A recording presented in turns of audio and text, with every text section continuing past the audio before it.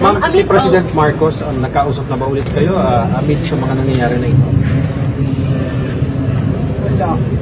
Hindi naman kasi kami talaga nagkausap niyan. Hindi kami magkaibigan.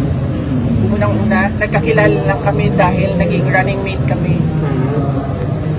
So, bago pa man kami naging running mates, hindi na kami nag-uusap.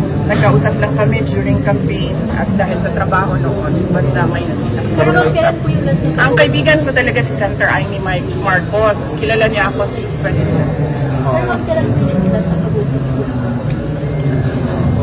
Nung nag-tender ako ng resignation, yun yung last na nagkausap kami ni President Ma'am, Marcos. do you think kung si President Marcos magsalita para sa inyo and on behalf of you, baka maayos kaya ito nangyayari dito sa Kongreso? Sa Alam niyo, kasi madami hindi nang kilala sa akin, pero mag-share ako konti ng ugali ko. Hindi ako humihingi ng tulong. Alam niya ng tatay ko, naging mayor siya, naging president siya. Hindi ako humihingi ng tulong talaga. Kaya nga kanina kung nakita ninyo, lumapit ako kay Congresswoman Gloria Arroyo. Sinabihan ko siya, ma'am, huwag ka na magpa-stress. Dahil dito sa ginagawa nila sa akin, kaya ko ito.